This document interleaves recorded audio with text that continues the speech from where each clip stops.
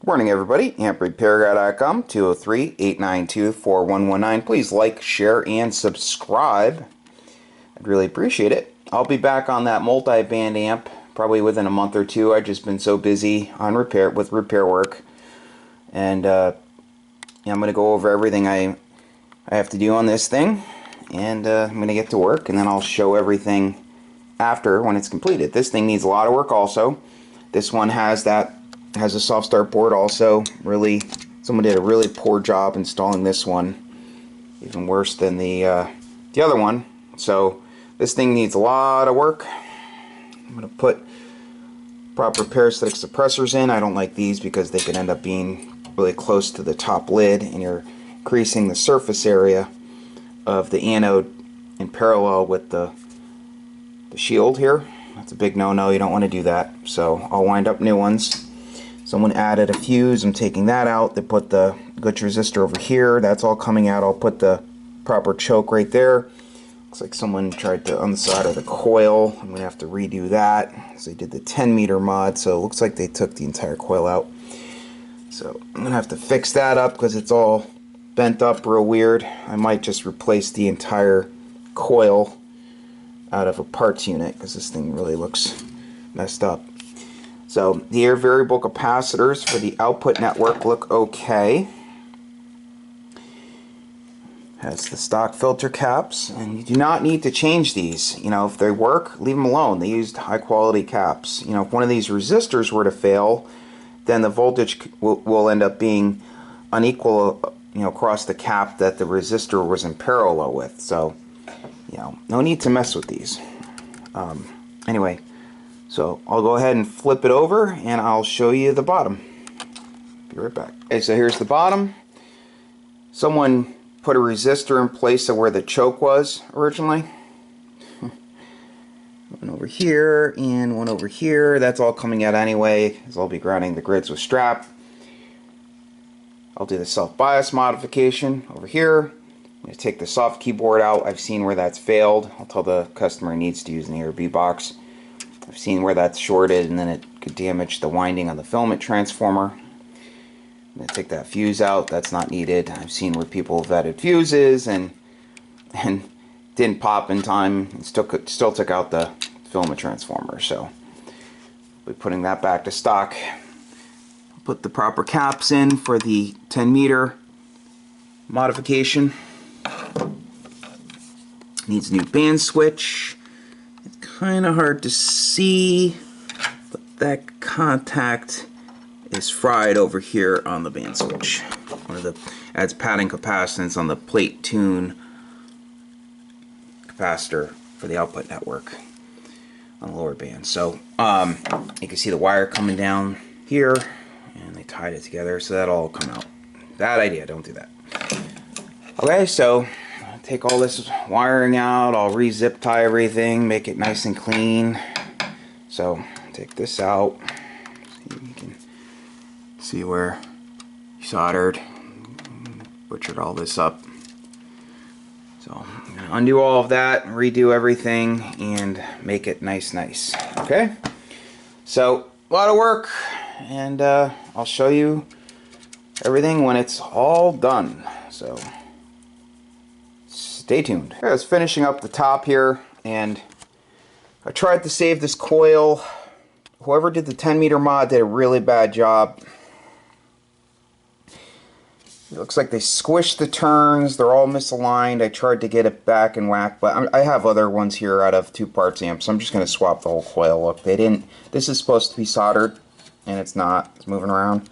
And then the connection down there, as you can see, get nice and close, moving back and forth. So they didn't solder that well. And okay, so please, if you have something you need repaired, send it to me. This just creates more labor, drives the price up. So I will see you guys soon. Stay tuned.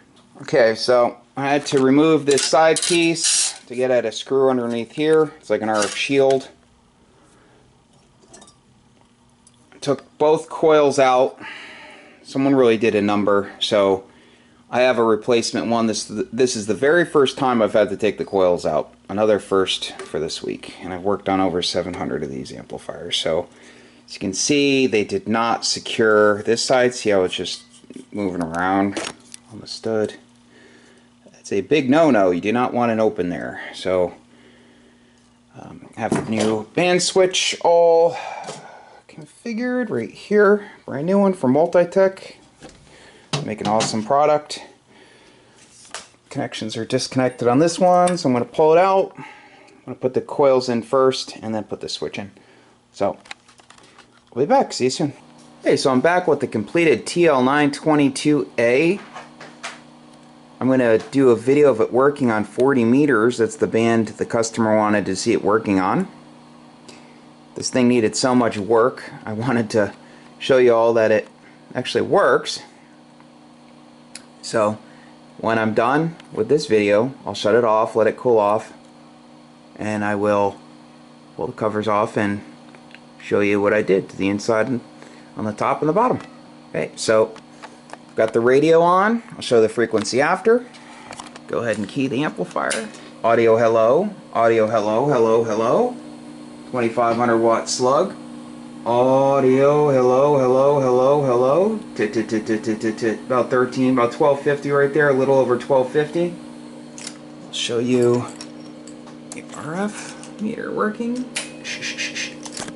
And then grid current. Radio set to 61 watts. Audio hello, hello, hello. And I will show the frequency.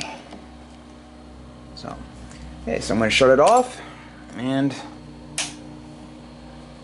let the tubes cool off before I flip it upside down, and I'll see you guys soon. Stay tuned. Okay, tubes have cooled off. Got the cover off. I'll show you guys everything I did. So this had an old set of iMac tubes in it. Had those CBR style anode caps. I've explained why these are a bad idea. It also had those U-shaped parasitic suppressors. So they're just not needed. So anyway, I had a set of the stock ones. If I didn't have these, I would have ended up buying a couple of the ones they use in the Ameritron, the low profile puck style, but I had two of these. I had to find a couple metric screws to secure them to the tube anode connection, and I didn't have the metric screws for these connections for the parasitic suppressor connections, so I drilled them out and retapped in the 632. These someone already had drilled to 440 over here for some reason. There are two of them. So anyway, that's all set. So I ran out of 100 ohm carbon comp resistors, so I have hundreds of these 150 ohm 2 watt carbon comp Allen Bradley resistors. So I put 3 in parallel, so I have 50 ohms per side. I made the coils so the length is nice and short between the actual anode and the plate blocking cap. Added the strap here. I had to rework the original coil because the coils I had, I forgot some of the straps had been cut off, so I took both coil assemblies out like you saw, and I tweaked everything. Took time, a lot of patience. Soldered the connection over here really well. The connection down there is it soldered really well, all of it together. When I had it out, I soldered it. The air variable capacitors are good. No damage, like I said before. Put the series glitch resistor in, the meter protection diode, added some zip ties over here, and I'll show you the bottom. I marked them for them too, so be right back. I forgot to point something out. I said before that these tabs were broken here and here. It's pre-existing damage. The customer already knew about it. This was bent. So he can replace the side cover. It's just 4 Allen screws around / bolts, and pops right off, and you can put another one on. They support the top cover, but the top cover screw goes through this right here, here, and here. So, and it also slips into there's like a lip, like a channel right here. This inner cover was also bent, but I bent it back. So I'm going to flip it over and I'll show you the bottom. Be right back. Something I missed in the first video that I wanted to point out in this video is that there's a mod online, people. They changed the wiring for the filament for the filaments. To a smaller gauge wire, they use Teflon wire to drop it a little bit, but a lot of times, they don't understand. They take a voltage reading over time. The wire heats up and the resistance is building and the voltage keeps dropping. But so someone put in different wiring and it was way too small, and it was not Teflon, and the insulation started to melt off, and it was actually wedged between here, and he's lucky it didn't short and then take out the filament transformer.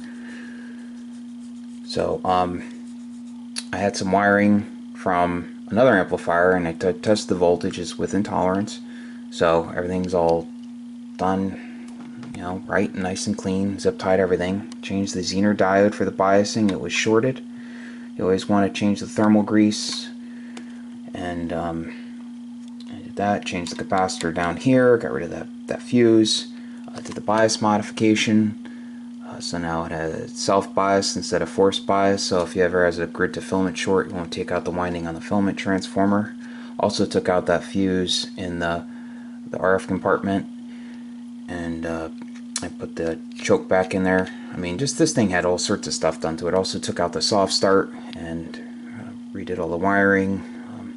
Used silver plated stranded center conductor wire and soldered and heat shrunk it and fixed other solder connections and grounded the grids. Brand new band switch. Replaced those capacitors. Guy did the 10-meter mod, had the wrong caps in, so I put the right caps in. Just all sorts of stuff. So had that soft key in here, and someone had used super glue, and when I touched it, it broke right off. So that's not the way to put in. But like I said, I recommend using the ARB box, because I have seen those. Over time, if it puts a short on that winding, you're in the same boat. You can take out the filament transformer. So added the strap over here, and test this thing on all bands. Now it's good to go. So if you need an amplifier repaired, feel free to give me a call. My phone number is 203-892-4119. That's 203-892-4119. My website is amprepairguy.com. So please like, share, and subscribe. I'd really appreciate it. Lots more to come. 73.